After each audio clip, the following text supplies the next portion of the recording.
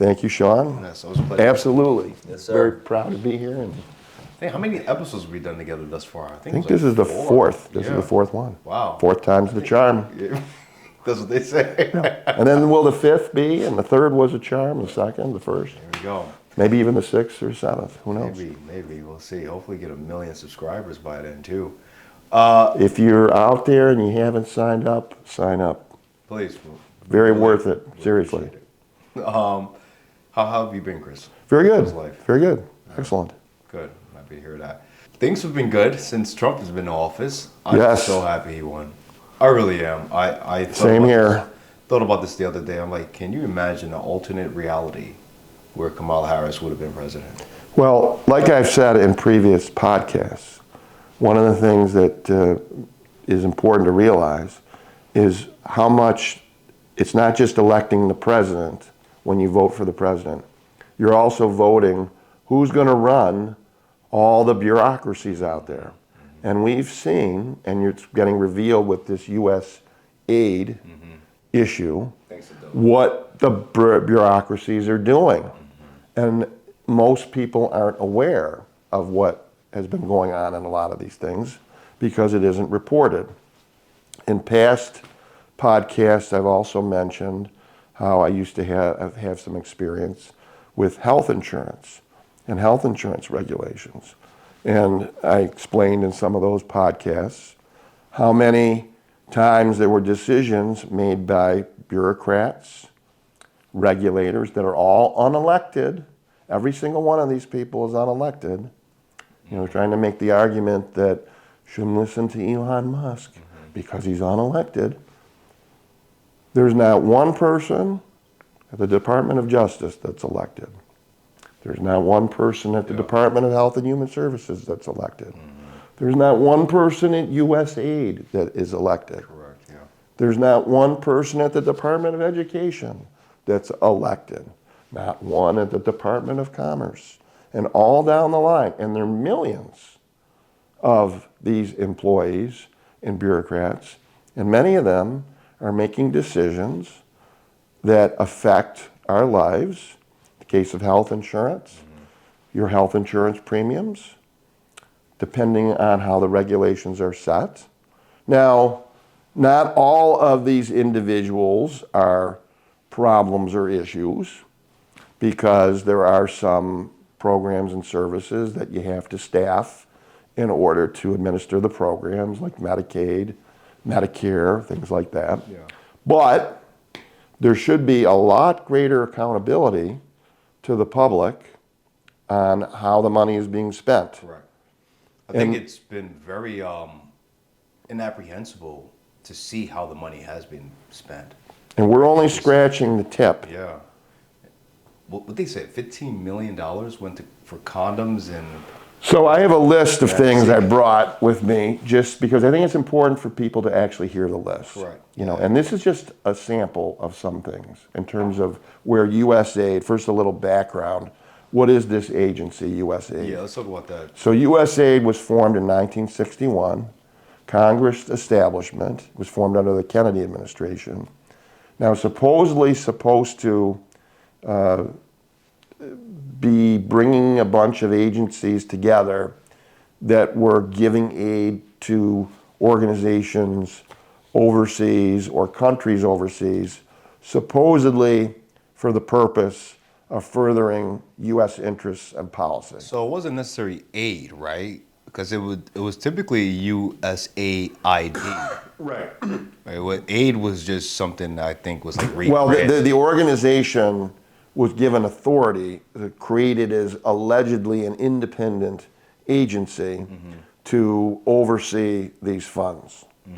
Now, even when it was formed, there were some questions about the legitimacy of some of the things that it was doing, because it was often considered that some of the things it was doing were kind of like tied to what the CIA wanted to do. So for example, USAID was significantly involved in Vietnam, and they were giving aid or certain supplies to various individuals in South Vietnam that they wanted to use for military purposes. You know, rebels or certain people in Vietnam that were fighting on the side of the South Vietnamese. So there was always like a little cloud at the beginning, and there have been times over the history of USAID where there's been difficulty in terms of trying to figure out where is the money being spent, why is it being spent, who's actually overseeing it, you know. And I have, as I said, I have a list of some things. So this is the list that USAID has been funding. Yes. So there's several issues here. So I'll just read a few items off the list because I think it's important for people to know. So one of the things that they have spent money on recently, and I'm sure everybody will think that this is extremely important use of public funds, $70,000 for production of a DEI musical in Ireland. Okay? Nice. $2.5 million for electric vehicles for Vietnam. Speaking of Vietnam, okay? Now, if somebody wants to buy an electric vehicle, that's their choice, but we don't need to be giving taxpayer money to further buying electric vehicles in Vietnam. Other countries. Great. $1.5 million to advance diversity, equity, and inclusion in Serbia's workplaces and business communities. $47,000 for a transgender opera in Colombia, and that's what they called it. So USAID, these things are all well documented, and that's what USAID called that $47,000. $32,000 for a transgender comic book in Peru. $2 million for sex changes and, quote, LGBT activism in Guatemala. Now you can even ask the question, irrespective of the odd nature of some of these expenditures, like these things that I've just listed to you, they were not reported in the newspaper prior to this recent inquiry and Elon Musk delving into it, which is interesting in and of itself. But you could also make the argument, why are we spending anything in, you know, Guatemala, Peru, Ireland? I mean, what do we do? What are we doing? What are we trying to accomplish? Right. And it's obvious one of the things that they were trying to do at USAID was they were basically operating as kind of their own government. Mm-hmm. They didn't feel that they were accountable to anybody. Correct. Yeah. And they still don't. And if you listen to many of the some of the people in the Democratic Party, they're complaining about, he's unelected, Elon Musk. Well, yes, he's unelected, but the president is the head of the executive branch, and the president has authority to review expenditures and also to he doesn't have to spend the money the way that an agency wants to spend it unless Congress specifically in a bill says it has to be spent a certain way. Mm-hmm. So if there was a specific bill, however stupid it might be, that Congress said you have to spend $47,000 on a transgender opera, then you would have to legally overturn that by an act of Congress. Yeah. But you've got other things here too. $6 million to fund tourism in Egypt. I'm not against tourism in Egypt. I would like to visit the pyramids someday myself. But how are these things advantageous to America's development. So many cases they aren't, and in fact, many of them are harmful. And there was some recent revelations that some of the money was actually going to terrorist organizations. Now, they weren't necessarily directly, it wasn't like they directly wrote a check to, say, Hamas or Hezbollah. What they would do was they would give money to a charity, quote, charity, that would then give the money to Hamas or Hezbollah or even Al-Qaeda. And one of the things they gave was they went hundreds of thousands of dollars for meals that went to Al-Qaeda affiliated fighters in Syria. Hundreds of thousands of dollars for a nonprofit linked to designated terrorist organizations, even after an inspector general launched an investigation. So sometimes there was review and there was concern about giving money to some of these, quote, charities, because they knew there was knowledge that some of these charities had very loose standards. They did, that they didn't really, that they were sometimes fronts. In Israel, Gaza, for example, there's an organization called UNWRA, and they administer a lot of schools, but in some cases, some of their employees were actually working for Hamas, and some of the money that was being given to them was going to Hamas, and it wasn't going for humanitarian purposes. They would use the money for purposes of weapons, or even if they did use it for humanitarian aid purposes, it would free up money for these terrorist organizations, so they didn't have to use some of their money to give meals and things like that. They could now use that money to get weapons and rocketry and things of that nature. So, sometimes they try to say, well, give humanitarian aid. Well, yes, but you have to be very careful how you monitor that. And if you're not monitoring it, then it's open for abuse. They've given money to Ukraine. Who knows where that's gone? Hopefully we'll find out where some of that has been going. There's a great likelihood that a lot of that money has been siphoned off, just pocketed by oligarchs in Ukraine, that they've just taken the money. So effectively, taxpayer money is going to somebody for their own personal wealth so they can buy houses, villas, or stick it in a bank account somewhere.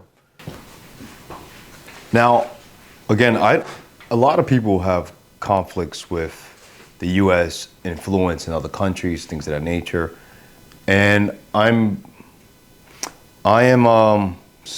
sitting on the fence with this one because I believe we should have presence in other countries, especially if you're talking about things that have to do with trade,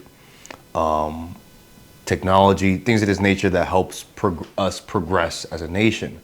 But when you talk about funding or spending taxpayer dollars and the transparency behind it, there is none. That's where I kind of get flummoxed by it. I'm like, why are we spending all this money on LGBTQ stuff? Why? Even I just found another one. Did you hear about what happened in Bangladesh? The prime minister in Bangladesh that won, and then we decided we didn't want him as the prime minister of Bangladesh. So what we did was we funded I think it was Bangladesh National Party, his opposition, and we also funded certain rappers in Bangladesh because we found out that rap music was becoming very popular there, and it was popular amongst which usually is the youth.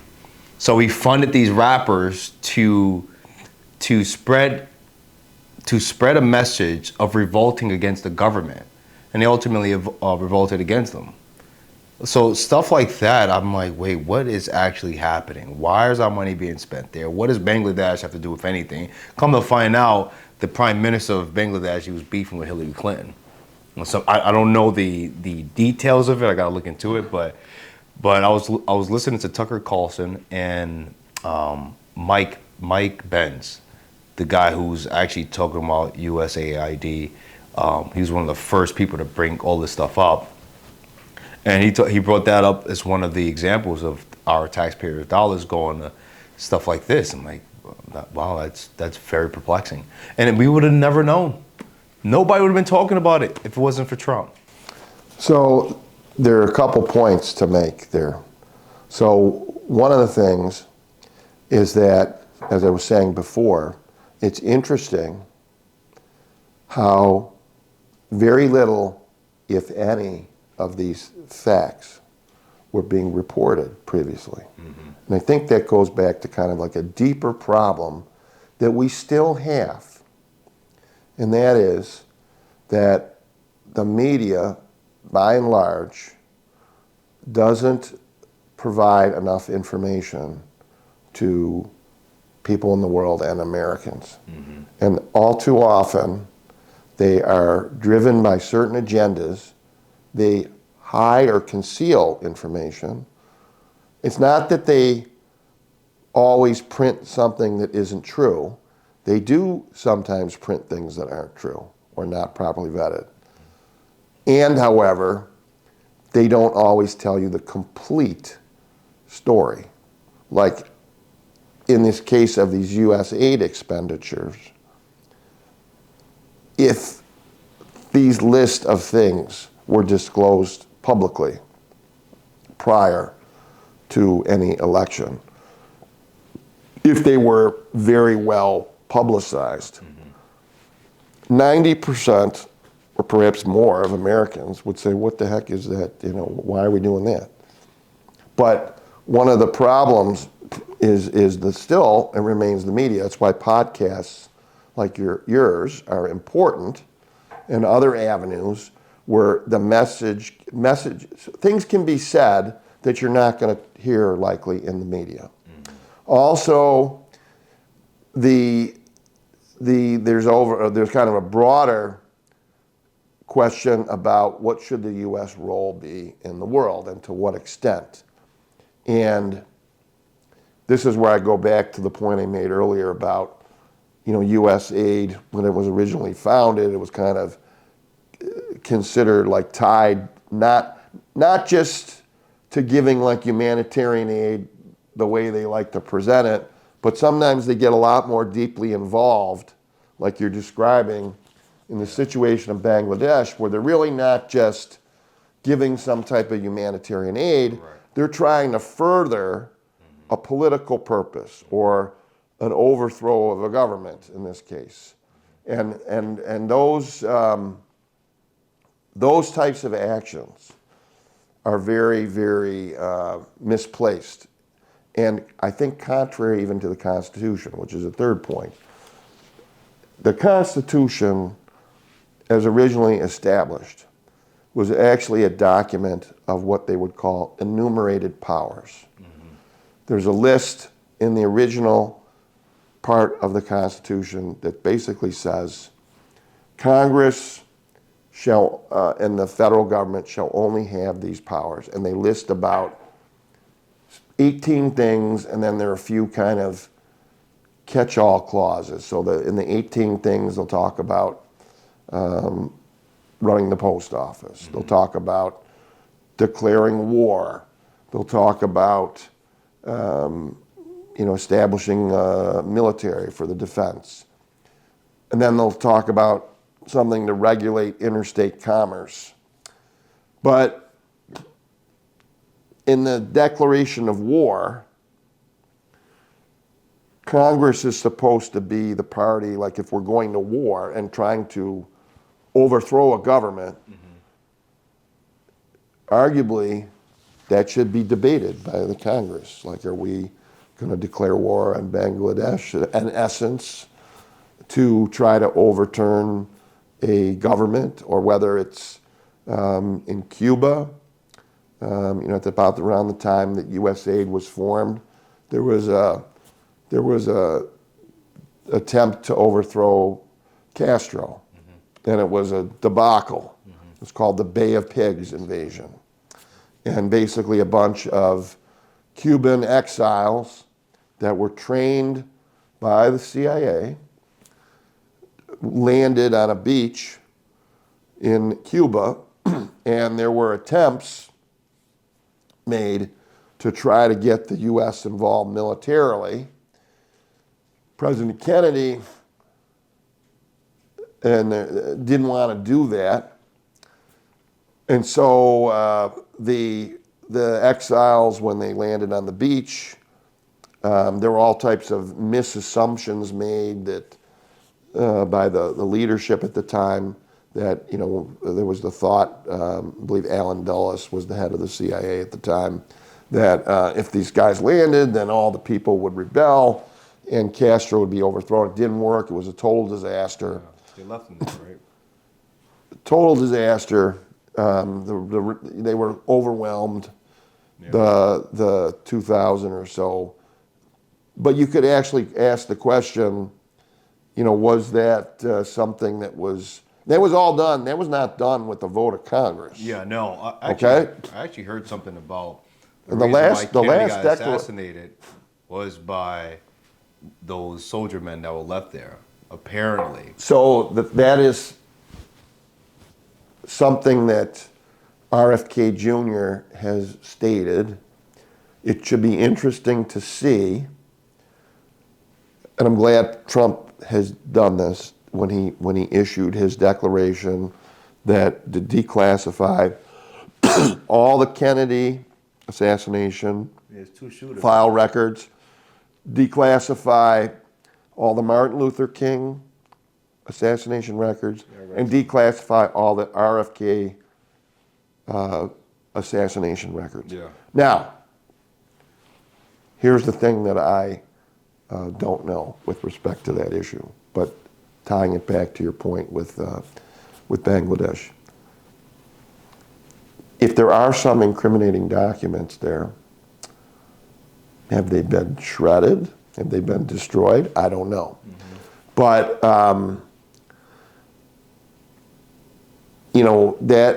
these type of operations that you're referencing, there's also other historical, operations, such as, and I'll give a more recent example, and I'll give one in the past, but first I'll start out with the one in the past. But in 1954 in Guatemala, there was a CIA effort to get rid of the head of Guatemala at the time, in part because the head of Guatemala wanted to take over a company called United Fruit at the time. So there's been some linkage to that. That was not debated publicly. Kennedy actually fired Dulles after the Bay of Pigs. Really? Yes, he had had enough of it. And he actually made a comment that he wanted to scatter the CIA into 1,000 pieces. But, in terms of a more recent example, like in Syria, when President Trump in his first term, he wanted to withdraw all U.S. troops from Syria. Now, many people don't even know that there were U.S. troops in Syria. Was that authorized by an act of Congress? No. Did Congress say we need to have troops in Syria? No. But there apparently were about 900 or so, or maybe more, U.S. troops. President Trump wanted to get them out. They never were taken out, even though he ordered it. So that what happened is there's still troops there today, and I think recently President Trump has asked again that they be removed from Syria. But the bureaucracy, the first time President Trump asked for the troops to be removed from Syria, resisted.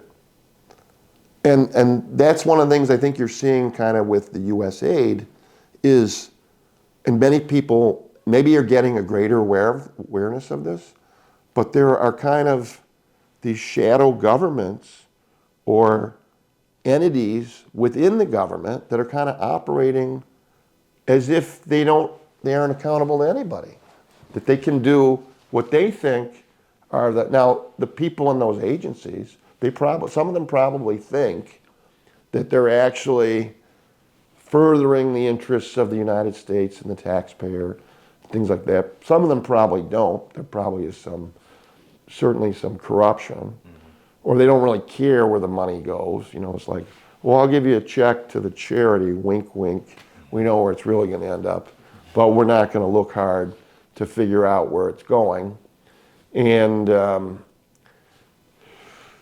you know, that's not what, you know, and all these people talking about democracy, they're saying we've got to have democracy, right? That's what Chuck Schumer says. Chris Coons, senator from Delaware, said the other day that you're seeing democracy die right before your eyes because they're looking into expenditures that should have been looked in a long time ago and that are clearly an abuse of where the money's to be spent, and nobody in the very few people in the public would ever support these things, let alone if you forced congressmen, you know, to publicly defend some of these things, it's almost impossible to do it.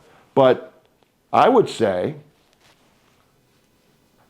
to Chris Coons, who says that we shouldn't look into this, Chris Coons says, this is a threat to democracy, he says, to look into it. Having Elon Musk look into it is a threat to democracy.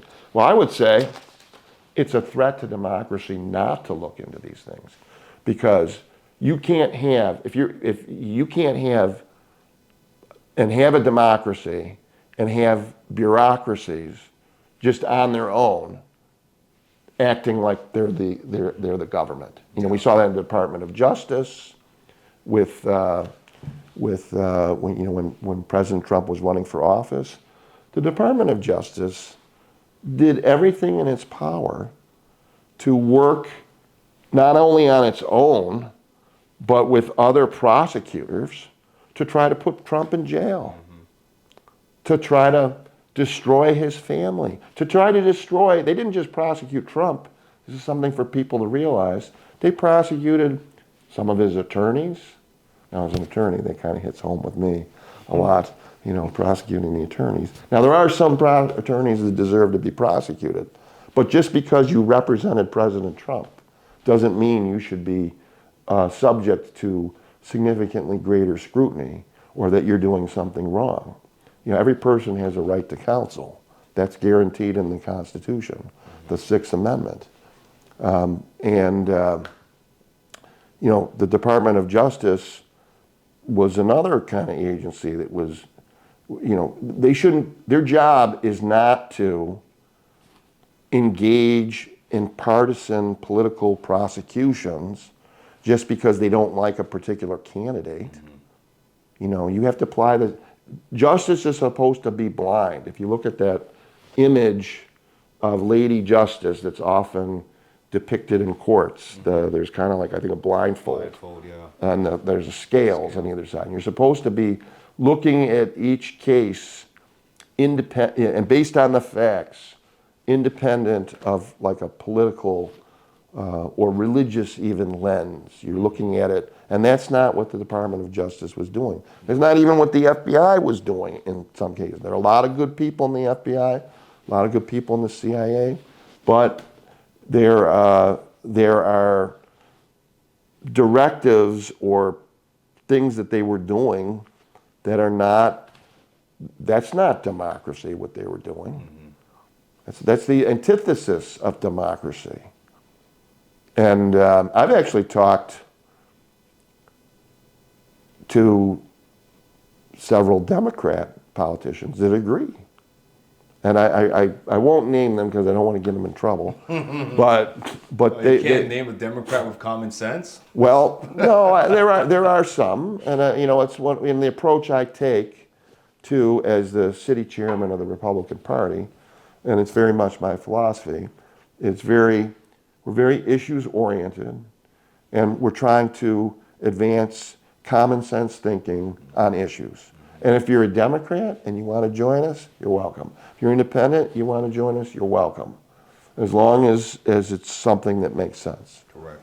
Now, one thing that doesn't make sense is the There's more than one USAID thing that doesn't make sense. 100%. But I just found out too that they even funded the Wuhan lab in China. Yes, so that has always been,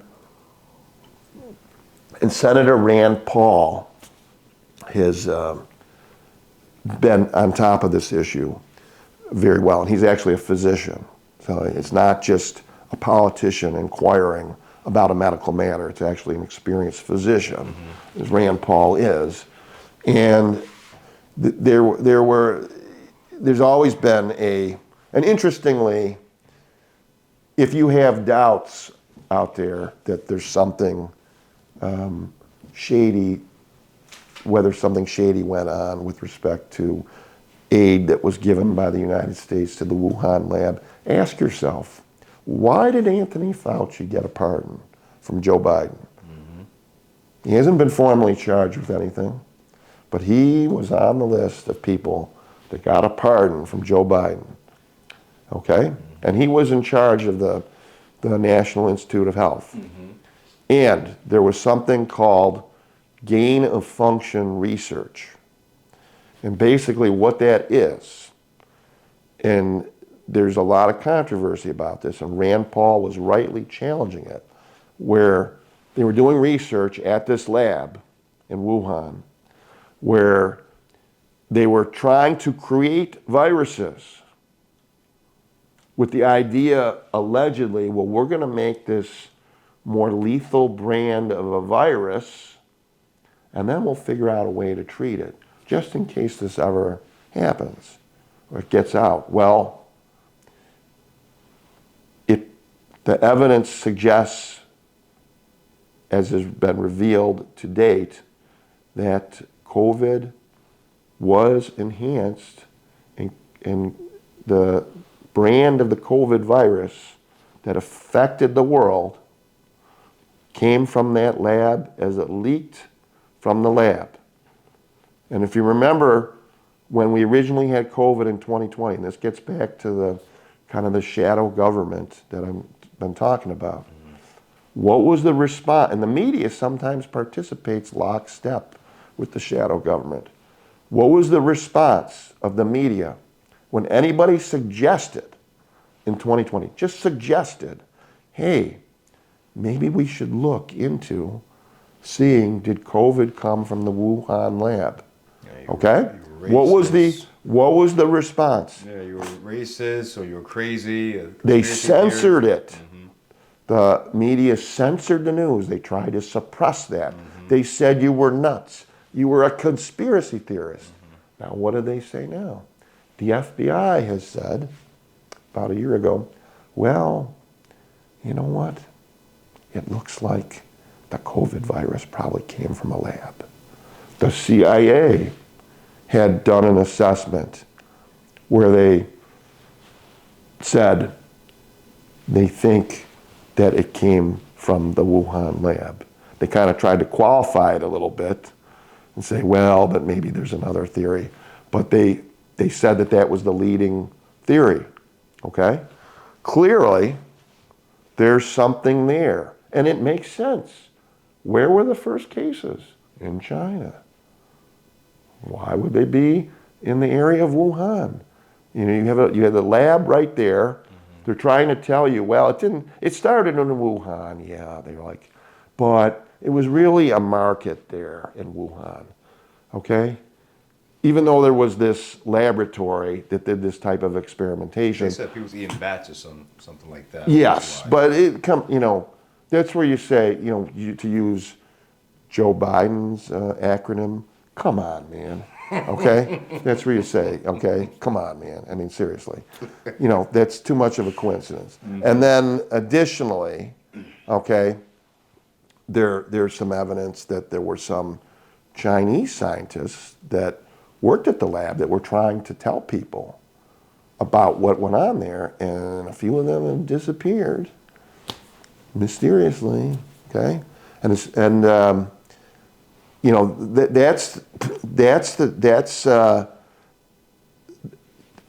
affected the entire world, and there's serious questions. Should you be even doing this gain of function research? I mean, when you create and enhance the ability of a virus to do damage to somebody, even if it's in a lab, you have to think, what if this thing escapes? Yeah.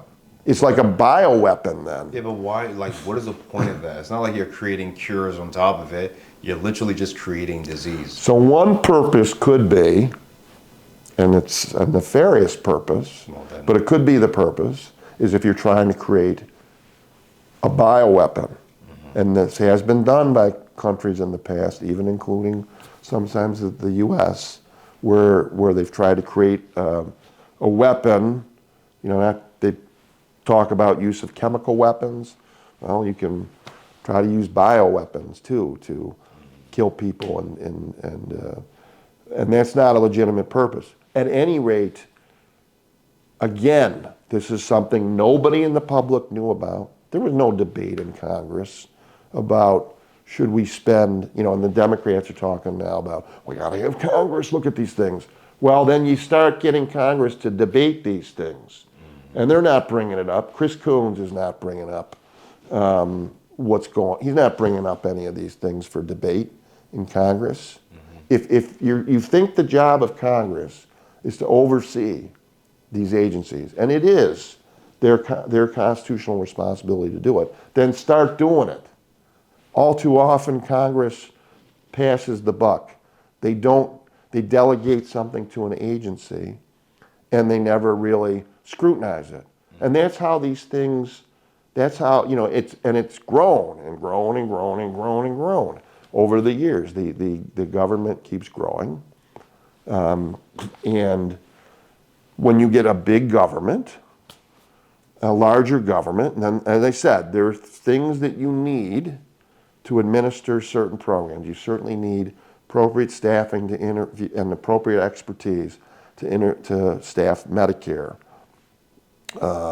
Social Security, agencies like that. But you have to have oversight and accountability, and if you don't have that, if you don't allow the president some discretion to review these agencies, you try to shut it down. That's what the Democrat Coons is trying to do. They want to shut it down. Schumer is out there. We will win. I heard Schumer chanting the other day. We will win. Well, what does he win? What? Win what? So we can buy another transgender opera in Ireland? What is you're trying to accomplish, Chuck? Are you trying to, how does this further democracy to have a transgender opera in Ireland? It's easy to spend somebody else's money, okay? Yeah. And particularly when you're just printing it. And there's a reason the federal debt is astronomical, like, 35, 36 trillion, whatever it is right now. And it keeps growing. And eventually we're going to pay the piper on that in terms of the US dollar declining and the standard of living declining as a result. So Trump is trying to, and it's not to say, you certainly can scrutinize whatever Trump is doing and things like that. We evaluate it based on point by what he's doing. It's not like a blank check for him either. But this review is long overdue. Yeah, this is what we voted him in for. And everybody should welcome it. If you're a Democrat, independent, you should welcome review. You should welcome, look, the Ukraine war. Let's take a look at that. I have commented on this in past podcasts, and maybe we're going to find out more about where some of those monies are spent. But there were some bills in Congress last year or the year before to demand, the only thing the bills wanted to accomplish, I think Rand Paul was a sponsor of one of these bills, was let's appoint an inspector general to review where the money is going in Ukraine and audit it.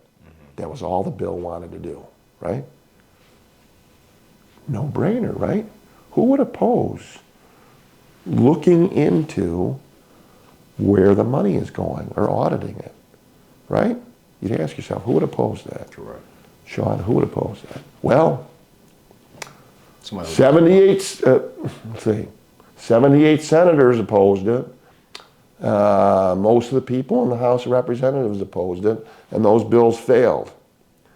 So a lot of times what's happening too is you have to look who's donating to the campaigns of many of these officials, because sometimes they're getting donations maybe by, for example, maybe groups that are producing a lot of arms and profiting and getting money from going to Ukraine. They don't want the type of scrutiny. They don't want things like on this list coming out with the Ukraine. You know, maybe there's money that we'll find out, you know, went to Zelensky for a condominium or something. Who knows? I wouldn't shock me. Or that money was siphoned off and somebody looked the other way. Or that maybe some of the weapons maybe ended up with some terrorist group. They didn't get to Ukraine. Wouldn't shock me there either to see that stuff. That's part of the problem with these adventures overseas, and you mentioned like Bangladesh, but you know, you have to have accountability. Congress is supposed to have the power to declare war. We should go back to that. If you're going to get involved in one of these ventures, it should be publicly debated and vetted. And I think, you know, most of the time, people wouldn't elect to go on these type of ventures. And then people are entitled to know, particularly with the high level of taxation, especially here in New York State. You know, New York State raising, you know, people's property taxes, the city of Buffalo raising people's property taxes. It's certainly, it's about time somebody started looking at these agencies and reviewing and auditing where the money is being spent. And to, you know, Trump does have a very good point on education, which he made the other day, which is that in terms of a world ranking of the quality of education, the U.S. is not great. But we're spending more per pupil than almost any other country. So why is that? That's a legitimate area of inquiry. And you know, we'll see what's uncovered in the review of that process. But I would have no doubt that you're going to find some examples of initiatives that are waste of money, that they're not really you know, furthering the benefit of improving our educational quality. And I have no doubt that that's likely to be uncovered. Now, I was going to say, related kind of an overall arching point is related to the government and government bureaucracy is kind of doing a lot of things without any real accountability, or even kind of like shadow policies being, in the case of USAID, they were actually sometimes doing things at odds with the official U.S. policy, even for Democrat presidents. You know, USAID was not always, they were kind of doing their own thing, not what Obama necessarily wanted or Biden wanted, although I don't think in the case of Biden or Obama that they really exercise any real scrutiny over what the agency did. Yeah. But in the Constitution, their First Amendment is the First Amendment for a reason. First Amendment talks about having freedom of the press, freedom of religion.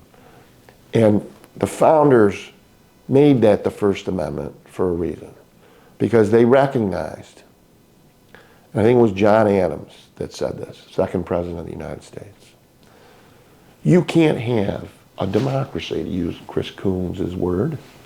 You can't have that if the people are not properly informed, if they're not presented with the information that they need to make the proper analysis of who their leaders should be and in terms of evaluating who they should vote for.